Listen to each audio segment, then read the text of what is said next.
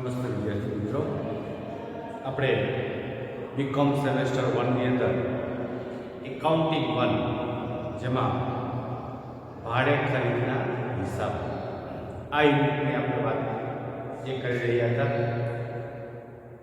બે યુનિટો આપણે પૂર્ણ કર્યા, એટલે કે સફરના હિસાબો, બરાબર, ઇન્વેન્ટરીનું મૂલ્યાંકન. હવે ભાડે ખરીદના હિસાબોમાં આપણે થિયરીની બાબતમાં એક કોષ્ટક એ બાકી હતું. એટલે કે આપણે જે માની લો કે ભાડે ખરીદનાર છે અને વેચનાર છે, આ બે પક્ષ વચ્ચે આમ નોંધો કઈ રીતે થાય, હિસાબી નોંધ કઈ રીતે કરવી, બરાબર, આ બાબતો આપણે સમજી એની જે બાબતો, એટલે કે આપણે આ જે યુનિટ છે એમાં હિસાબો કઈ રીતે લખાતા હોય, કયા પક્ષે કયા ખાતાઓ તૈયાર કરવા, આ બધી જ બાબતો આપણે સમજીએ. હવે આપણે જ્યારે આ પ્રશ્નની શરૂઆત કરતા હોય ત્યારે આમનો જે હિસાબો આપણે લખીએ, જે આમનો એ પહેલા જે હપ્તાઓ છે એ હપ્તાઓમાં વ્યાજ જે સમાયેલું છે એ અને રોકડ કિંમત કેટલી છે, આ દરેક બાબતો જે છે એ દર્શાવતું કોષ્ટક એ તૈયાર કર્યું. એટલે કે હપ્તો માની લો કે કઈ જો આ વસ્તુ એવી છે કે આપણે રોકડમાં તો કઈ વસ્તુ ખરીદતા નથી, હપ્તેથી ખરીદીએ છીએ, પણ કઈ રીતે? ભાડે ખરીદ પદ્ધતિ પ્રમાણે. તો અહીંયા કરાર થાય ત્યારે અમુક રકમ ચૂકવવાની હોય, પછી હપ્તા જેટલા પડ્યા હોય, માની લો કે 2 હપ્તામાં, 3 હપ્તામાં, 4 હપ્તામાં કે 5 હપ્તામાં, તો એ હપ્તા પ્રમાણે એ ચૂકવણી થતી હોય, તો એ મુજબ ગણતરી થતી, એ મુજબ હિસાબો લખાતા. પછી દર વર્ષે હપ્તો ચૂકવાતો હોય, માસ પ્રમાણે હપ્તો હોય, ત્રિમાસિક હોય, 6 માસિક હોય, જે પ્રમાણે. પણ આપણા જે વેપારી, એટલે કે વેપારી જે હિસાબો છે વર્ષના અંતે બંધ કરતા, એટલે એને જે પ્રમાણે હપ્તાની સિસ્ટમ રાખી હોય એ મુજબ એક હિસાબો તૈયાર કરતા. તો આ માટે પહેલા એક કોષ્ટક તૈયાર કરશે કે ભાઈ જેને હપ્તા ચૂકવવાના છે એ હપ્તા વ્યાજ સહિત કેટલા થાય, એમાં કેટલું વ્યાજ છે, કેટલી એમાં રોકડ કિંમત સમાયેલી છે, હપ્તો ચૂકવાશે તો હવે કેટલી રોકડ કિંમત બાકી રહેશે, આ બધી જ બાબતોની ગણતરી કરી અને પછી એ હિસાબો તૈયાર કરીએ.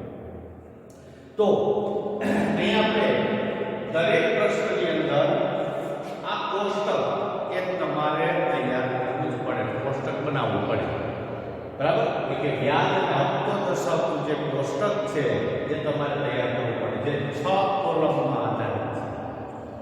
પ્રથમ તારીખ અથવા તો હપ્તાની વિગત, પછી હપ્તાની રકમ, વ્યાજની રકમ, રોકડ કિંમત, બાકી રહેતી રોકડ કિંમત અને ઘસારા, જે મિલકત ખરીદી છે મિલકત ઉપર ઘસારો.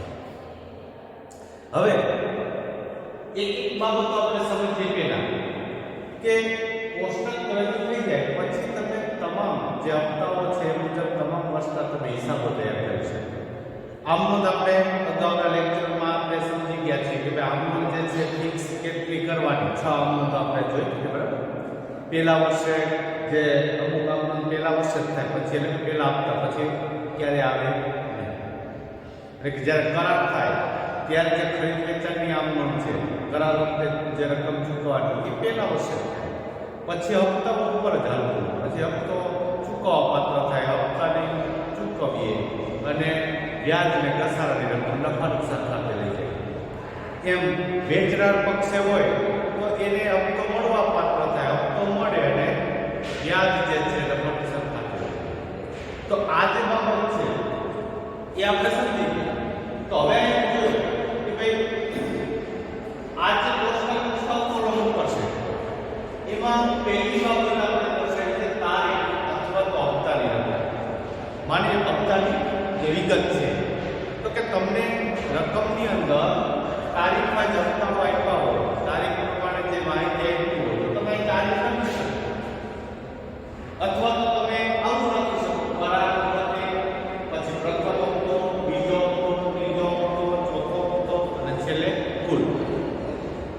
તો હવે જો અહીંયા આપણે વાત એ કરી કે ભાઈ આ હપ્તા છે હપ્તાની કોઈ મુજબ તો પહેલા આપણે વાત કરીએ હપ્તાની તો હપ્તો જે છે ને એ હપ્તો કેવો હોય તો કે રોકડ કિંમત પ્લસ વ્યાજ એટલે કહેવાનો મતલબ કે આપણે જે કંઈ માની લો કે રોકડ કિંમત જે છે એ કોઈ મિલકતની આપણે ચૂકવતા હોય ટોટલ કે કુલ જે મૂળ કિંમત છે રોકડ કિંમત એ કેટલી પ્લસ એમાં વ્યાજ કેટલું ચડશે અને પછી એના હપ્તા નક્કી થાય તો હપ્તો જે છે એ વ્યાજ અને રોકડ કિંમત સહિત હોય એટલે અહીંયા આપણે યાદ રાખવું પડે કે હપ્તો બરાબર શું થાય તો કે રોકડ કિંમત પ્લસ વ્યાજ બરાબર કે જે હપ્તો છે એ હપ્તો રોકડ કિંમત અને વ્યાજ બંનેનો સરવાળો તો હવે આનો તમે અલગ અલગ સૂત્ર લઈ શકો માની લો કે અહીંયા રોકડ કિંમત બરાબર તો કે રોકડ કિંમત બરાબર હપ્તો માઈનસ વ્યાજ અને વ્યાજ બરાબર તો કે વ્યાજ બરાબર હપ્તો માઈનસ રોકડ કિંમત આ રીતે તમે અલગ અલગ સૂત્રો લઈ શકો બરાબર આ વસ્તુ ક્યારે આપણને ખ્યાલ આવશે તો કે જ્યારે આપણે પ્રશ્ન સોલ્વ કરતા હશું ત્યારે તમને રકમની અંદર જો અહીંયા પદ્ધતિ એક જ પ્રમાણે આપણે હાલશું કે આ 6 આપણું ફિક્સ છે એમાં આ પ્રમાણે આપણે કોષ્ટક તૈયાર કરવાનું પણ અમુક દાખલાઓમાં વ્યાજનો દર ને અમુક પ્રશ્નમાં રોકડ કિંમત જે છે મિલકતની નહીં હોય અમુકમાં હપ્તા આપેલા હશે વ્યાજ સહિત આપેલા હશે બરાબર તો આવી જે બાબતો હોય ત્યારે આ સૂત્રો આપણને ઉપયોગી બને એટલે કે આપણને હપ્તા આપ્યો અને વ્યાજ આપ્યું મળી જાય રોકડ કિંમત ને વ્યાજ હપ્તા મળી જાય તો આવી રીતે એ આપણને ખ્યાલ હોવો જોઈએ કહેવાનો મતલબ કે રોકડ કિંમત પ્લસ વ્યાજ કરો હવે વાત એ આવે કે આપણે કઈ રીતે આ ગણતરીઓ કરવી હવે અહીંયા માની લો કે તમને હપ્તો લખ્યો હોય વ્યાજ તમને મળી ગયું રોકડ કિંમત મળી ગઈ તો એના આધારે પ્રથમ તમે કરાર વખતે જ્યારે રકમ ચૂકવો ત્યારે કરાર વખતે જે કંઈ ચૂકવાતી હોય રકમ એમાં કોઈ વ્યાજ હોતું નથી એટલે એ જે રકમ છે સીધી કેમ આવશે કે હપ્તા અને રોકડ એ ચૂકવાઈ જાય એટલે હવે બાકી રહેતી રોકડ કિંમત કેટલી કારણ કે હવે જે મિલકતની કિંમત બાકી રહેતી હોય એના ઉપર વ્યાજ ગણાય સમજે આપણે દાખલા તરીકે 1 લાખ આ 1 લાખ રૂપિયાની મિલકત ખરીદી હવે 1 લાખ રૂપિયાની મિલકત ખરીદી એમાં કરાર વખતે તમે એ 20000 બરાબર કરાર આ રોકડ કિંમત તો 20000 ની કિંમત એટલે બાકી રહેતી રોકડ કિંમત કેટલી કે બાકી રહેતી રોકડ કિંમત 80000 થાય હવે 80000 ના 4 હપ્તા પડ્યા કે ભાઈ 20,000 ના એવા 4 હપ્તામાં આ રકમ ચૂકવવાની છે તો 20,000 ના 4 હપ્તા એટલે પહેલું વ્યાજ કેટલા ઉપર ગણાશે 80000 કારણ કે 20,000 તો તમે ચૂકવી દીધા તો વર્ષ પૂરું થાય એટલે 80000 વ્યાજ ગણાશે પછી તમે 20,000 વ્યાજ સહિત ચૂકવાઈ જાય એટલે પછી રોકડ કિંમત જે વધે એના ઉપર વ્યાજ ગણાય પણ એ ધ્યાન રાખવાનું વ્યાજ અલગ છે રોકડ કિંમત અલગ છે બરાબર હવે દાખલા તરીકે આપણે 20000 કરાર વખતે ચૂકવા આપણો આ એક પ્રશ્ન છે હલ કરીએ તો 20000 કરાર વખતે હપ્તામાં લખવાનું આમાં કોઈ વ્યાજ હોતું નથી શરૂઆતમાં ચૂકવાનું એટલે અહીંયા આપણે કેટલા છે રોકડ કિંમત પેટે 20000 તો બાકી રહેતી રકમ કેટલી તો ભાઈ 1 લાખની રોકડ કિંમતનું આ મિલકત હતી 1 લાખની કિંમત જેમાંથી 20000 ચૂકવી દીધા છે એટલે બાકી કેટલા છે 80 આ 80 બાકી હવે કરાર પદ્ધતિની શરૂઆત માનો કે પહેલી તારીખે પહેલા મહિનાની પહેલી તારીખે કોઈ પણ મહિનામાં આપણે વાત કરી કે પહેલી તારીખે ખરીદી થઈ ગઈ વર્ષની શરૂઆતમાં કે વર્ષના વચ્ચેના કોઈ પણ ગાળાની વાત કરતા હોય એટલે જ્યારે એ મિલકતની ખરીદ વેચાણની વાત આવે ત્યારે જે કરાર અને ઘસારો પણ ક્યારે ગણાતો? ઘસારો ક્યારે ગણાતો હોય? વર્ષના અંતે. એટલે કે હવે તમે વર્ષ પૂરું થાય એટલે પહેલો હપ્તો ચૂકવો છો. એટલે પ્રથમ હપ્તો જે તમે ચૂકવો ત્યારે વર્ષ પૂરું થશે તો ત્યારે ઘસારો ગણવાનો. પણ અહીંયા માની લો કે જે હપ્તો છે હપ્તો તમે ચૂકવો, દાખલા તરીકે તમને આ વાત કરી હવે 10% વ્યાજ દેતા હો બાકી રહેતી રકમ, તો હવે 80,000 બાકી ગયા તો પ્રથમ હપ્તો છે એ ચૂકવતી વખતે વ્યાજ કેટલું લાગશે? તો કે 80,000 બાકી હતા તો 80,000 ના 10% મુજબ વ્યાજ કેટલું થાય? 8,000. અને રોકડ કિંમત પેટે કેટલા ચૂકવવાના? તો કે તમે 20,000 ના 4 હપ્તા કર્યા, બરાબર ને? એટલે 80,000 ગયા પણ 10% વ્યાજ તો ક્રમશઃ લેવાનું થાય ને. પહેલા વર્ષે 80,000 બાકી હતા એટલે 80,000 ઉપર વ્યાજ થાય તો 8 અને 20 રોકડ કિંમત પેટે તો કેટલામાં થાય? 28,000 રૂપિયા એ તમે પ્રથમ હપ્તે ચૂકવો. તો હવે કેટલા બાકી રહે? તો કે 60,000 હવે બાકી રહે, બરાબર? 60,000 રૂપિયા કારણ કે તમે 20,000 કરાર વખતે ચૂકવા, ફરી પાછા 20,000 હપ્તા પેટે ચૂકવા, જેમાં 8,000 રૂપિયા વ્યાજ ગણવાનું કેના પર? બાકી રહેતી રોકડ કિંમત પર. હવે વર્ષ પૂરું થયું હોય એટલે ઘસારો ગણવાનો હોય, પણ ઘસારો ગણવાનો હોય ખરીદના. એટલે કે 1 લાખની જે રોકડ કિંમત છે, માની લો કે તમને કહેવામાં આવે કે ભાઈ 10% ને ઘસારો ગણવાય છે, તો પ્રથમ વર્ષ હવે એમાં બે પદ્ધતિ છે ઘસારા માટે. આપણને ખબર છે સીધી પદ્ધતિઓ ઘણી છે, પણ અહીંયા આપણે બે સ્વરૂપની બાબતમાં એક સીધી લીટી પદ્ધતિ એટલે કે જેને સરખામતાની પદ્ધતિ અને બીજી ઘટતી જતી બાકી. માની લો કે સીધી લીટીની પદ્ધતિ કીધી તો તમારે પ્રથમ રોકડ કિંમત જે છે એના ઉપર ઘસારો કરો તો દર વર્ષે સતત રહે. એટલે કે આના 10% કરો 10,000 થાય, દર વર્ષે 10,000 રહે. પણ જો ઘટતી જતી બાકી હોય તો જેમ વ્યાજ ગણાતું જાય એમ કિંમત ઓછી થાય. પેલા વર્ષે 10,000 પછી 5 થાય એટલે 90,000 વધે, એના ઉપર 10% ગણવા એ પ્રમાણે. તો સીધી લીટીની પદ્ધતિ હોય તો અહીંયા 10,000 નો ઘસારો ગણવાનો, બરાબર? પછી હવે માની લો બીજા હપ્તાની વાત કરીએ તો બીજો હપ્તો જે છે એ ફરી પાછો કેટલો આવશે? તો કે 20,000. હવે 20,000 તો બાકી રહ્યા કેટલા?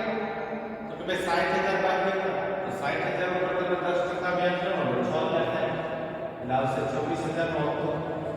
બાકી કેટલા વધશે? કે 40,000. ઘસારો કેટલો? કે 10,000. સીધી લીટી પદ્ધતિ પ્રમાણે ફરી પાછા તમે 20,000 ચૂકવશો, બરાબર? એટલે બીજો હપ્તો 20,000 બાકી હતા 40,000 એટલે 10% એટલે 4,000 હપ્તો થાય 24,000. બાકી કેટલા રહે? 20,000. ઘસારો તો કે 10,000. હવે એવી રીતે ચોથો હપ્તો આવશે. અહીં આપણે 4 હપ્તા કાઢ્યા એટલે ચોથો હપ્તો લખવાનો, બરાબર? તો માની લો કે આપણે ચોથા હપ્તાની વાત કરીએ તો ચોથો હપ્તો આ પ્રમાણે આપણે દર્શાવશું.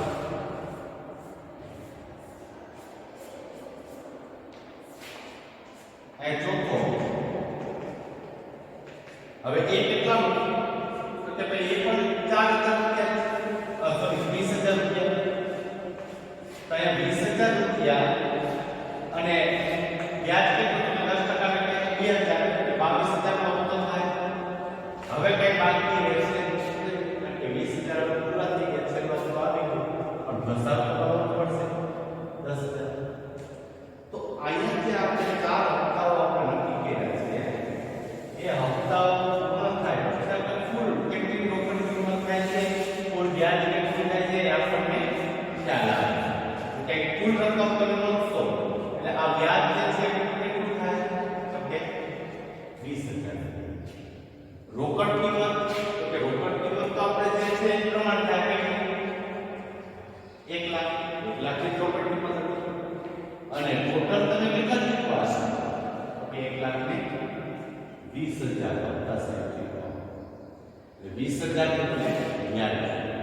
તો આ મુજબ એ ગણતરી જે છે એ આપણે કોષ્ટક એટલે દરેક પ્રશ્નમાં આપણે કોષ્ટક તૈયાર કરવું પડે અને આ કોષ્ટક તૈયાર થાય પછી જ તમે હિસાબી નોંધો આના આધારે લખી શકો. માની લો કે તમે કરાર વખતે રકમ ચૂકવાય છે એની આમાં રકમ 20 લખવાની, પ્રથમ હપ્તો ચૂકવવા પાત્ર થાય ત્યારે આ રીતે નોંધવાનું, વ્યાજના કિંમત પેટે મિલકત ખાતે ઉધાર અને હપ્તા ખાતે જે છે એ રકમ આપણે વેચના ખાતે જમા કરીએ, ચૂકવીએ ત્યારે આ જ રકમ ટોટલ વ્યાજ ગણીએ, દસારો ગણીએ, આમાંથી જ રકમ જતી એટલે કોષ્ટક તૈયાર થઈ જાય એટલે તમે હિસાબી નોંધ વ્યવસ્થિત રીતે કરી શકો. તો આપણે યાદ રાખવાનું કે આ બંને રોકડ કિંમત અને વ્યાજનો સરવાળો બરાબર થાય અને વ્યાજ બાકી રહેતી રોકડ કિંમત પર ગણાતું હોય છે. જે વિવિધ અલગ અલગ જે બાબતો એક્ઝામ્પલમાં આપણે જોશું કે ભાઈ અનેક નમૂના રૂપ આપણે સમજણ મેળવી પણ પછી રોકડ કિંમત બધું આપેલું હોય તો કઈ રીતે આપણે કોષ્ટક તૈયાર કરીને હિસાબો લખવા, રોકડ કિંમત ના આપી હોય કોઈ પ્રશ્નમાં વ્યાજનો દર ના આપ્યો હોય, કોઈમાં હપ્તાઓ જે છે એ વ્યાજ સહિત ના આપી દીધા હોય, તો આવી જે બાબતો છે એને અનુરૂપ આપણે એ પ્રશ્નો સોલ્વ કરશું નેક્સ્ટ લેક્ચરમાં. તો આજે આપણે કોષ્ટક પૂરતું રાખશું, બરાબર? બધાને વ્યવસ્થિત સમજાઈ ગયું હશે. તો નેક્સ્ટ લેક્ચરમાં આપણે હવે એ એક્ઝામ્પલ ચાલુ કરશું એટલે તમને ખ્યાલ આવશે કઈ રીતે આપણે આ ગણતરીઓ કરવી અને આમનું તો કઈ રીતે આના આધારે એ લખવી, બરાબર? અને ખાતાઓ કેવી રીતે તૈયાર કરવા. તો આટલું આપણે રાખશું.